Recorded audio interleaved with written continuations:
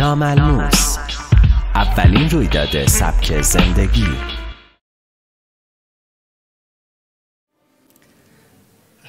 قشنگترین و در واقع به یاد موندنی‌ترین صحنه‌ای که من توی ذهنم دارم از بچگی تو خونه پدر بزرگمه، در واقع بر سر میز غذا. خانواده ما یه خانواده پرتعداد و پرجمعیتی هستن و در واقع من یادمه که تو هولوش 30-40 نفر در واقع میتونم بگم این خانواده است. هر جمعه تقریبا ما میرفتیم خونه پدر بزرگمون و تو اونجا همیشه خب همه مراسمات دیگه به حال بودیم دیگه، یعنی از عید نوروز و 13 بدر و شب چله و چهارشنبه سوری و همه اتفاقاتی که در واقع تولدامون و خیلی خوش میگذشت به ما. سر این میزی که دارم بهتون میگم جای هر کدوممونم معلوم بود. در واقع من در گوشه میز در کنار پدر بزرگ و مادرم بودم و دیگه بقیه هر خانواده و بچه‌ها معمولا اون وسط در حال بازی و خوشگذرانی و در واقع اتفاقات. و در واقع میتونم بگم که این که من پیش بچه‌ها نبودم اون وسط و در این کنج در واقع میز بودم، نمیدونم که بگم که در واقع شانس یا بدشانسی، ولی من معتقدم واقعا این سعادت زندگی من بود که بتونن کنار پدر بزرگم و مادرم در واقع تمام این ایام رو سپری کنم. خب خیلی سالها گذشته از اون موضوع. اون میزم مسلما که شفش مادر بزرگ من بود، در واقع که چه غذاهایی و چه در واقع کوفته و دلمه و تهچین و مخلفات مختلف و قشنگترین رنگایی که میشد رو میز دید و اون بگو بخند سر میز و مثال زدنا و جوک گفتنا و مسئله ایرونی و همه اتفاقات سر اون میز میافتاد. کدوم تو این سالن آیا شماها چنین تجربه‌ای رو وقتی که بچه بودید یا در سالهای گذشته توی خونه بزرگتری پدر بزرگ هم بزرگه، کیا چنین تجربه‌ای رو داشتن و کیا در واقع اون عزیز رو شاید که دست دادن یا در واقع دیگه اون دور هم جمع شدن ها به اون حالت شکل نمیگیره؟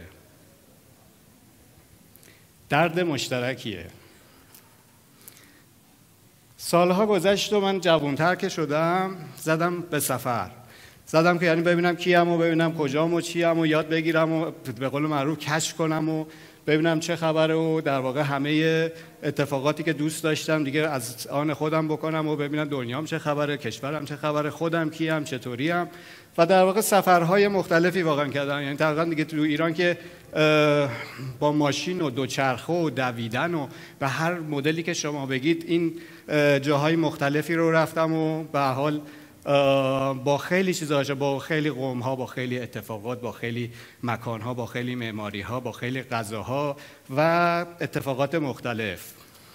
توی این سفرهایی که من رفتم و احتمالاً خیلی از شماها رفتین، برای من یک حس عجیبی توش، یه دوگانگی وجود داشت. یعنی یک حسی از حسرت و یک حس عمیق شادی. حس عمیق شادی از اونجا می اومد که در واقع دوباره پیدا می‌کردم ببینم که می‌دیدم که چه شکوهی و چه در واقع هویتی داریم و چه اتفاق از آن در واقع میراث باقی مونده‌ای که در حال حاضر هست، یک حس عمیق در واقع تعلق و افتخار و خوشحالی و شادی و در واقع همزمان هم یک حسرت یا یک ناراحتی از آنچه که از دست داده ایم یا دارد می‌رود یا در هر سفری یه چیزی رو کمتر از قبل در اونجا می‌بینیم یا در واقع میشنویم از اون اقوام که مراسماتی داشتن به چه زیبایی، مثل همون اتفاقاتی که برای خودمون تجربه کردیم و ندارن دیگه و هر اتفاق دیگری. در واقع یک جور حس ناراحتی، یک دیالوگ‌های مشترک، صحبت‌های مشترک بین من و دوستانم تو این سفرها و از خیلی آدم‌ها، شاید هم برای شما در واقع که ای کاش شرایط طوری بود که ما میتونستیم در واقع آدم‌های بیشتری رو از دنیا اینجا داشته باشیم که ببینن ما کی هستیم و ما افتخار کنیم به آنچه که داریم، به هویتمون و اونها بدانند که ما کی هستیم. و ناراحتی و حسرتی که توی خیلی هم ماها شاید که باشه و شاید که اونجوری که دوست داشتین نگرفته. کیا تو سفرهاشون چنین حسی رو با خودشون داشتن یا در واقع که این دوست داشتن که حداقل این اتفاقات بهتر بیفته؟ این هم درد مشترک در واقع بین خیلی از ما هست. در واقع درد نشانه است، نشانه از یک مشکلی که در واقع در پشت ما احتمالاً وجود داره، در درون ما وجود داره و ما اون رو داریم به عنوان درد میشناسیم و اون درده که ما رو میبره ببینیم حالا مشکل چیه. ولی به نظر شما چنین مشکلی، چنین از دست دادن‌هایی، چنین اتفاقاتی، اینها یک مشکل گذراست؟ یعنی در واقع اون مشکلیه که با گذشت زمان حل میشه یا با گذشت زمان ما اصلا در واقع شرایطمون اصلا شاید که ناگوارتر هم بشه و در واقع این مشکل جدیه یا اینکه مشکلیه که میشه ازش گذشت؟ به نظر من که این جدیترین مشکلیه که همه ما باید بهش بپردازیم. برای اینکه در واقع این درخت کیستی ماست دیگه، این درخت هویت ماست، این که ما کییم الان داره بهش در واقع یک خدشه‌ای وارد شده. این در واقع مگه ما تو تعریف اینجا کسی هست که تو تعریف این که ما کیستیم به عنوان این مملکت و به عنوان این فرهنگ کیستیم رو فرهنگش رو جلو نذاره؟ یعنی نگه که در واقع من تشکیل نشده ام در واقع از این مسائل، من تشکیل شدم از ادبیاتم، از شعرم، از هنرم، از تمام اتفاقاتی که جاری هست، از مراسمات، از آیین‌ها، از غذاها، از اون دوره همی‌ها، از مهمان نوازی ایرونیم و این اتفاقی است که خیلی جاها ما داریم با یک حسرت بیشتری به خصوص توی بچه‌هایی که در این صنف هم هستن و دارن روی این کار میکنن با یک ناراحتی بیشتری حتی نگاش میکنیم، برای اینکه اون درخت کیستی ماست که ما در همه این روندها در طول زمان هی با چالش بیشتری داریم میبینیم که روبرو شده به دلایل مختلف و به طرق مختلف. توی مسیر کاریم وقتی که من در این سالها کار کردم همیشه سعی کردم اینجوری نگاه کنم که آیا من کنار کار کردنم میتوانم قدم مثبتی هم برای محیطی که هستم، برای اجتماعی که هستم و یا برای در واقع بهبود بخشیدن به روندها و اتفاقات جاری داشته باشم یا نه. و این اتفاق هر چقدر جلوتر آمدم به واقع که یه مقدار عمیق‌تر شد برای من تو ذهن من. در واقع از تولیدهای صنعتی تا کافه و رستوران این فکر پیش من بود.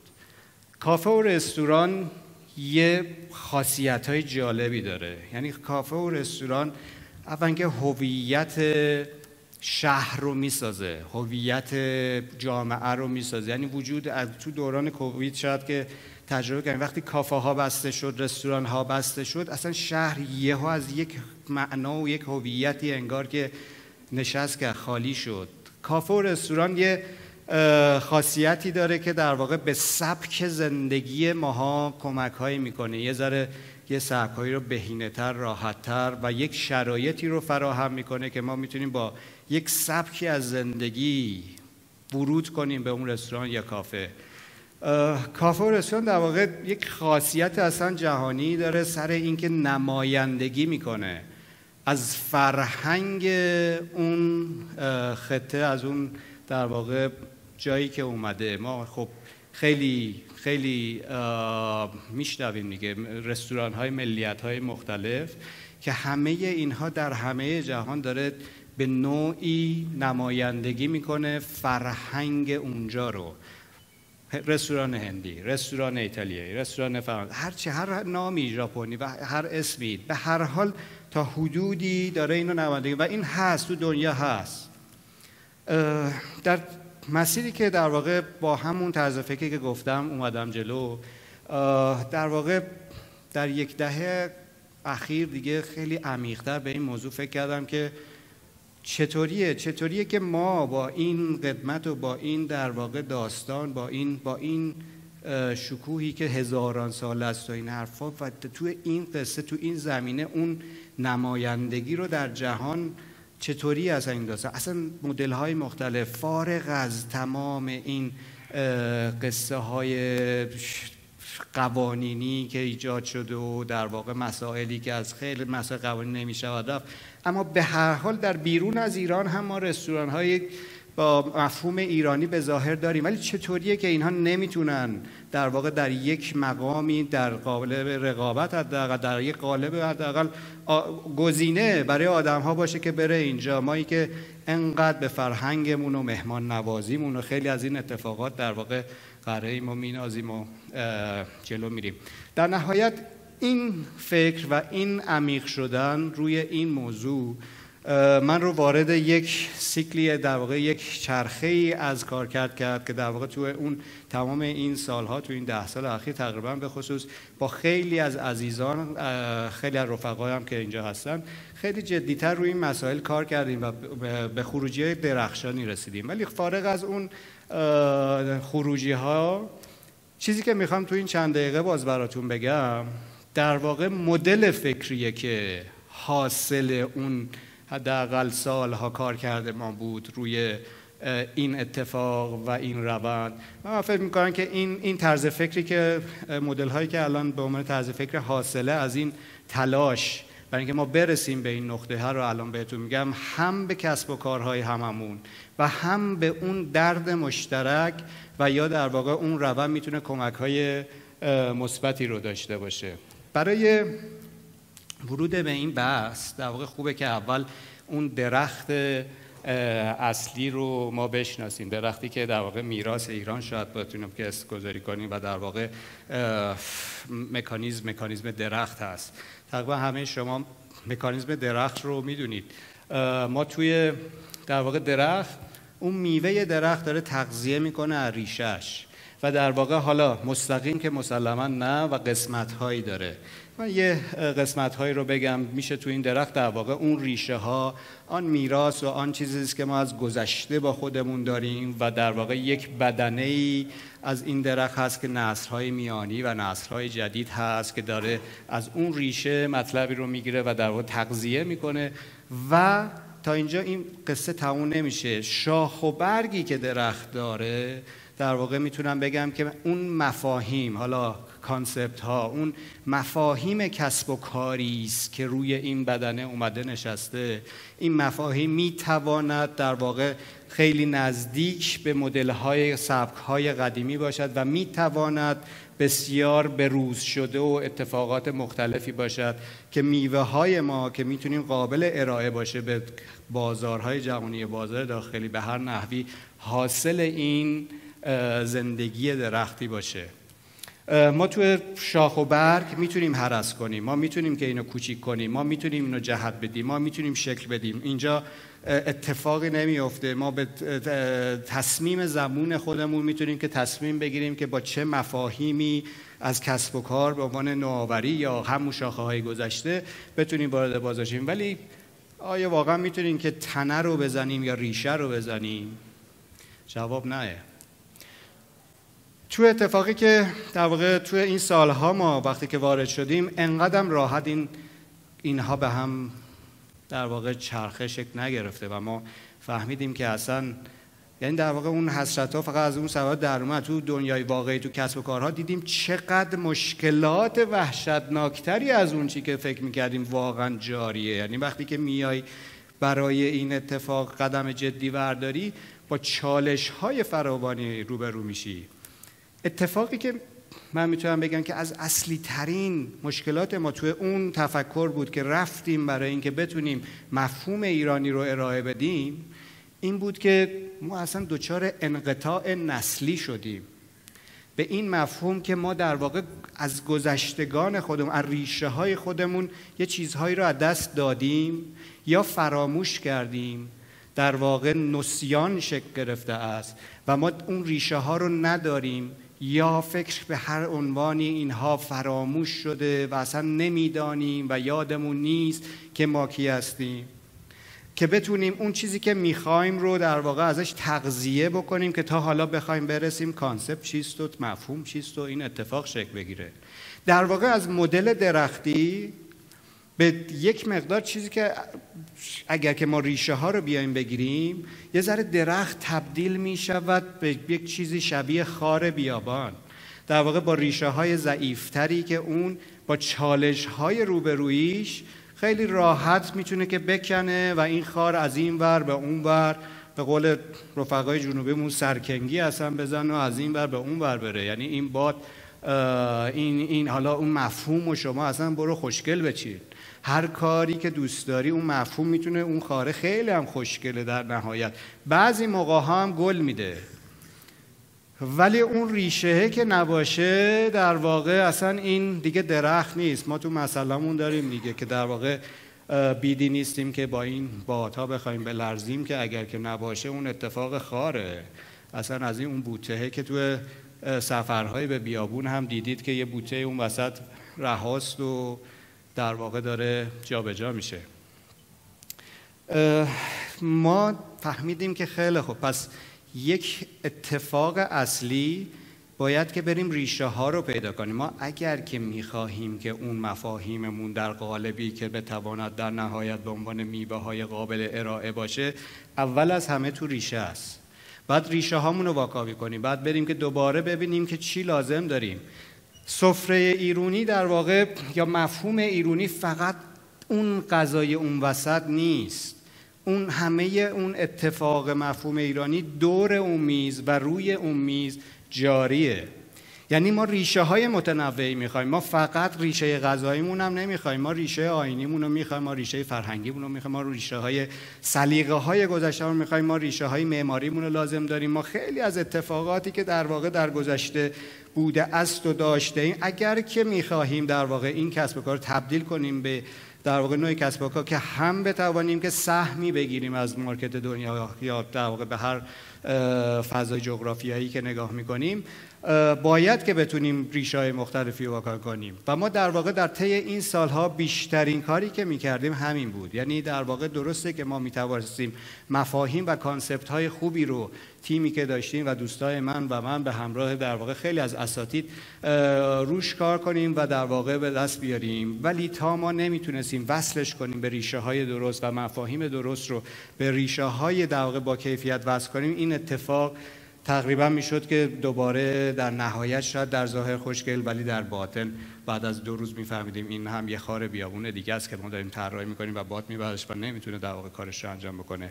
ما کاری که کردیم در واقع این بود که بتونیم فرمولی که به دست آوردیم که بتونیم به موفقیت ما رو نزدیکه و در واقع اون مدل تفکر روی این اتفاق افتاد، این بود که بتونیم غلبه کنیم به نسیان و بتونیم که ارزش بدیم به عصیان نسل جوان. برای اینکه میدونید ما معمولا پدر مادرهامون یا خود ماها حتی در واقع توی یک فضاهای رفتاری اصلا اینجوری فکر میکردیم که آنچه که ماره گذشته بود که دیگه فایده نداره، اصلا اینا به کار نمیاد، اینا رو بذارید کنار، اینا رو اصلا فراموش کن، این صحبت‌ها مال قدیمی، اصلا اینا دیگه تو دنیا الان کار نمیکنه، اینو فراموش کن. از اون ورم نسل جوونمون که سرزنده و عصیانگر و سرکش و میتونه بره جلو و شمشیر بزنه و قشنگ قرار ما هزار تا کار خوب بکنه رو سرکوب میکردیم و میگفتیم که اینا هم دیگه خیلی اینا هم اصلا از اصول خارج شدن، اینا اصل این است و اصل آن است و اتفاقات تو با این سبک تفکری.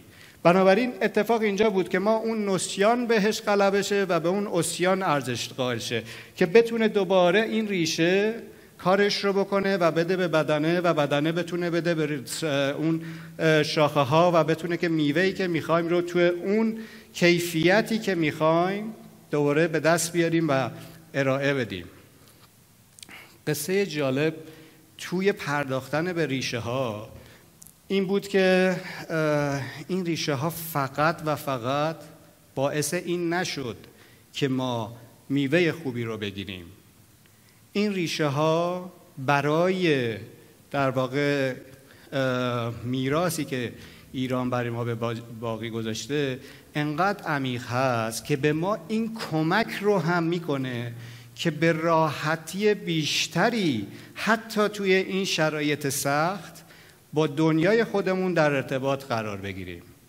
ما ریشه های بسیار زیادی رو در هزاران هزار سال با خیلی جغرافیایی پهناورتری که نسبت به الان هست از خودمون به جا گذاشتیم و اگر که اون ریشه ها رو بتونیم دوباره واکاوی کنیم و روش تأمل کنیم و روش فکر کنیم و بتونیم در واقع وارد این سیستم زندگیش دوباره بکنیم، به ما این کمک رو هم میکنه که با دنیای پهناورتری بتونیم که در واقع در تماس قرار بگیریم. در واقع که آنچه که ما در ریشه های خودمون داریم به ما این فرصت رو میده که پیدا کنیم ما در چه مواضعی با کیا در اشتراکیم. ما مرزهای دینیمون در واقع فراتر از مرزهای الان است. ما مرزهای آیینیمون مثل نوروز از ترکیه تا شمال ایران تا هند پهناور است.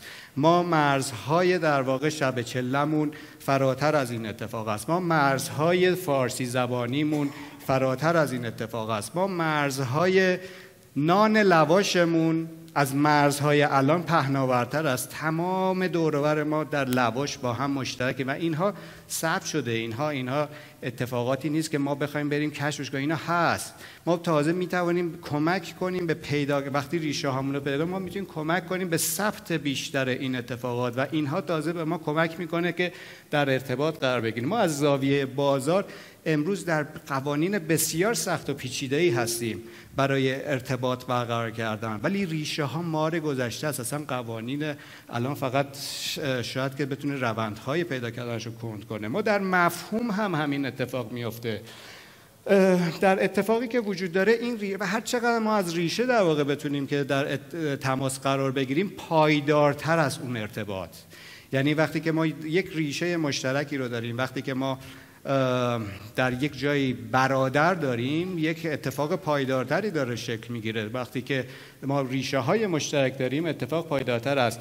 در لایه های بالاتر پایداری کم میشه ولی همچنان هست. ما در مفاهیم هم بسیار مرزهای پهناوری داریم. مفهوم طب سنتی در ایران در واقع مفهومی است که به عنوان طب سنتی در خیلی جاها شاید در ریشه مشترک نباشد، ولی ما تو مفهوم دوباره با هم در ارتباطیم. یعنی میتواند اینها به همدیگه ارتباطی برقرار کند و در نهایت مفهومی از کسب و کار ما از این مسیر وارد اونجا شود، به وای رود و بشیند تو بازار. اتفاقی که برعکس همه اینها بسیار زیاد اینجا افتاده. یعنی طب‌های سنتی از این ور و اون ور اینجا داره پیاده میشه و مورد داره و صحبت میشه. طب سنتی خودمون شاید که نمیشه، نه تنها اینجا که نه که به بیرون از اینجا و یا تو خیلی از اون اتفاقات ریشه ها. ما مثلا در ورزش‌های باستانی دوباره خیلی از کشورها در شرق آسیا یک عالمه ورزش باستانی وجود دارد که الان از این راه الله مفهوم اینجا مارکتش بازارش وجود داره و میتونن، چون ما به اینها از قبل در ذهنمون هست این مفاهیم و ریشه را دست دادیم، مفهوم رو دادیم، جایگزینش همه این اتفاقات میتونه اینجا بیاد. اتفاق رو ما باید بتونیم برعکس کنیم و در واقع تو این مسیری که ما انجام دادیم تونستیم که خیلی از این اتفاقات رو پیدا کنیم و این مسیرها رو شروع کنیم به برعکس کردن و بتونیم که در واقع مفاهیم و در واقع کانسپت های از کافه و رستوران، در واقع مفاهیمی از کسب و کار رو طراحی کنیم که با ریشه‌های قوی بتواند این فرصت رو به ما بدهد که با تمام مشکلات در فرای این مرزهای به نام الان بتواند برود و بتواند تا ذره کوچک حداقل نمایندگی کنه از فرهنگمون. اتفاقی که وجود داره به این نحو رفت جلو و در واقع ما تونستیم که خیلی از مارکت های بیرونی رو حداقل در مدل هایی که ایجاد کردن تحت تاثیر خودمون قرار بدیم. در واقع شاید که کپی رایت و در واقع حق انتشار خیلی برای ما نمیتونست که کار کنه در دنیا، ولی کپی شدن اون اتفاق هم برای ما قشنگ بود و اتفاق افتاد و در خیلی جاها آنچه که ما در اینجا طراحی کردیم در بیرون از ایران کپی شد و رفت و من خوشحالم. امروز که پیش شما هستم پدر بزرگ و مادر بزرگم نیستن، ولی خوشحالم که اگه تونسته باشم کوچکترین تأثیری در انتقال اون میراث رو به مرزهای جغرافیایی بزرگتری داده باشم و اون خاطره خوش در واقع همگی ما رو در بچگی به بیرون انتقال داده باشم و در واقع سهم کوچکی هم توی این روند برای خودمون اجرا کرده باشم. ممنون از شما و امیدوارم که پایدار باشید.